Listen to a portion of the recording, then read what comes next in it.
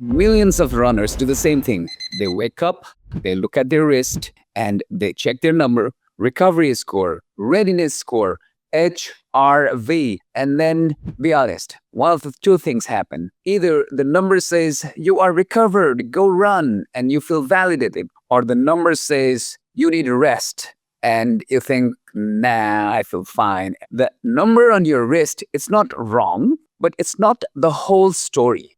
Your body is actually sending you 10 different recovery signals right now. Your watch picks up one of them, maybe two. The other eight, you're either ignoring them or you don't know them, or doctors need to draw the blood to find them. So I'm going to walk you through all of those 10 recovery signals. I've grouped them into 3 different tiers. By the end, you will have a recovery scorecard.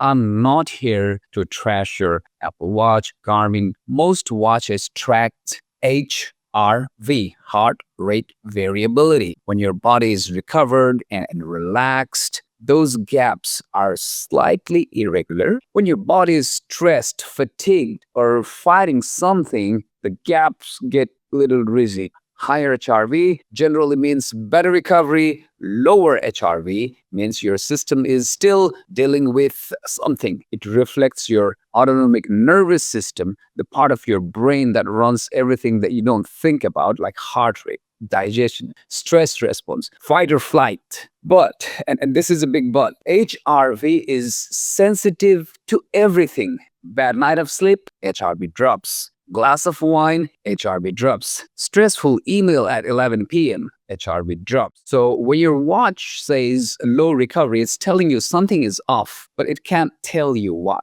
For women over 40, perimenopause itself lowers HRV. Declining estrogen reduces parasympathetic tone. What it really is showing is menopause, not overtraining, not a bad run, just your hormones doing what they do. So that's why you need other 9 signals. Signal 1 is, how do you feel? Researchers have built something called Hooper Index, rated 1 to 5. How is your sleep? How is your stress? How is your fatigue? How is your muscle soreness? That takes about 30 seconds. This simple self-check predicts injury almost as well as any blood test. When runners said their legs feel a little bit more sore than usual, their injury risk jumped 39%. Sleep, stress, fatigue, muscle soreness, 1 to 5. Write it down. Signal 2 is your resting heart rate. So what matters is the trend. If your resting heart rate drifts up over 5 to 7 days, that's your body saying, I am accumulating stress faster than I'm clearing it. Short-term overload training raises heart rate by about 4 to 5 beats per minute on average. Signal 3 is your sleep. Not just did I sleep 8 hours, sleep quality itself. If your sleep is broken, your recovery is broken. No amount of compression boots or ice bath fixes that. Sleep is the factory floor where your body does the repair. So if the factory is closed, nothing's get built. So track it, not just hours, quality. Did you wake up rested? Did you wake up 5 times? Did you lie there at 3 a.m. thinking about that email you forgot to send? Signal 4 is HRV done right. Single day HRV readings are almost meaningless. What you want is 7-day rolling average and the week-to-week trend. So if your 7-day HRV average is dropping over 2-3 weeks, that's a real signal, not a bad night, not a glass of wine. Your autonomic nervous system is telling you it's losing the recovery battle. Most watches calculate this for you now, so you have to look at the weekly trend. Signal 5 is training load. When runners do a single session that's more than 10% longer than their longest run in the past 30 days, injury rates go up 64 to 128%, not the weekly mileage, the single session spike. So if your longest run in the past month was 8 miles and you suddenly do 10, that's a spike. Your body didn't get the memo. It was prepared for 8, you gave it 10,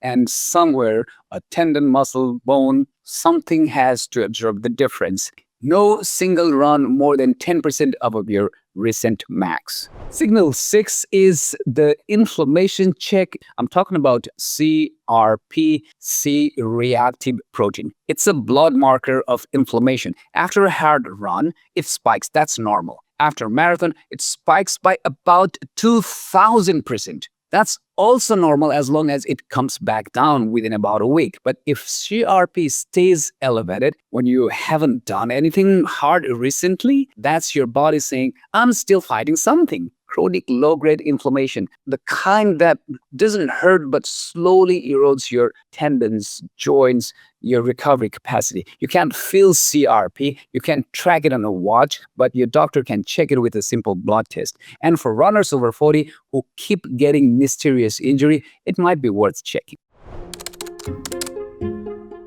These require blood draw.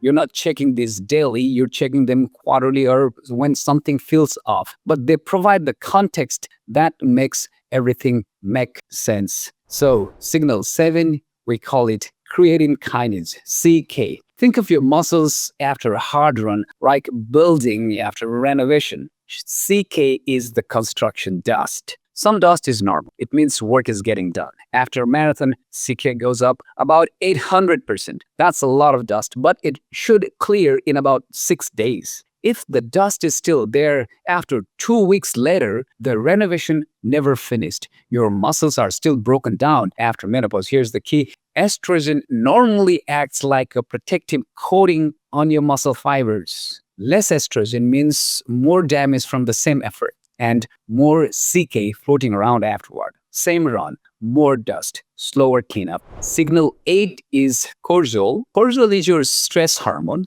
It's supposed to spike in the morning, help you wake up, help you handle the challenges, then go home at night. In a healthy runner, cortisol spikes after a hard workout, helps mobilize energy, and then it clears out during recovery. That's the cycle. Spike clear, spike clear. In an overtrained runner, or a chronically stressed, undersleeping, overworking runner over 40, cortisol stops going home. It just stays. And when cortisol stays elevated, it suppresses recovery, disrupts sleep, promotes belly fat storage, and breaks down muscle. The cortisol awakening response, how much cortisol spikes in the first 30 minutes after you wake up, is more reliable. In overtrained athlete, that morning spike is blunted. If your doctor suspects overtraining, this one is a really good test to get. Signal 9 is blood lactate clearance. Your muscle produces it during hard effort, and your body clears it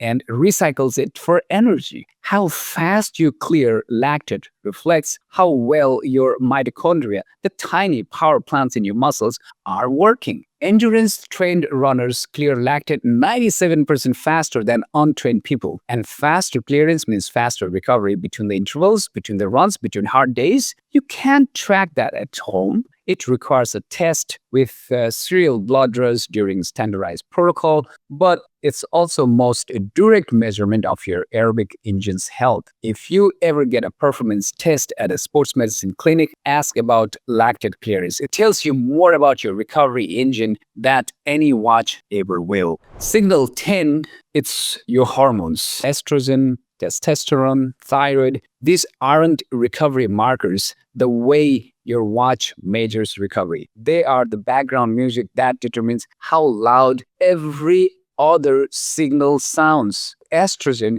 keeps our tendon supple, your bone dense, your muscles repairable, your inflammation in check, and your blood vessel elastic. When estrogen drops during perimenopause and menopause, every single recovery markers on the list that we talk about shifts. HRV drops, sleep worsens, CK stay elevated longer, inflammation run hotter, muscle take longer to recover. You're not recovering slower because you're lazy. You are recovering slower because the orchestra changed the key and then nobody told you. For women over 40 who are running, training, and wondering why everything feels harder, a hormonal panel every 3 to 6 months isn't optional. It's the context that makes every other number in the list make sense. And if you are a male runner over 50, don't skip this either. 12% of male athletes over 50 had severe testosterone deficiency in one study, and exercise actually masked the symptoms. They felt fine because running made them feel fine, but their hormones told a different story. The tricky part is that running can hide the problem it's also causing. And the fix is not try harder. The fix is look wider, track more signals, talk to your doctor about your hormones, adjust your training for the body you have now, not the one you had at 35, 40. You don't need all 10 every day. You need tier 1 every day, tier 2 every week, and tier 3 as your safety net when things stop making sense. So that's the whole system. Here is what I want you to take away from today. The smartest runner doesn't just listen to the watch, she listens to her whole body. The runners I see who are still running at 60 and 70, injury-free, strong, in love with the sports, are not the one with the best VO2 max or the fastest splits. They are the ones who learn to read the full book, not just the first chapter. Your watch is chapter 1. It's good chapter. Keep reading it. But chapters 2 through 10 are where the real story lives. Not faster, not louder, smarter and smarter after 40 is how you run for life. Quick gift, my free AAA smoothie recipe card. Anti-inflammatory, antioxidant, adaptogenic. The thing I drink on my recovery days to make 3 days feel like 5. Link is in the description. And this is your channel for running after 40. And I'll see you in the next one. Keep running for life.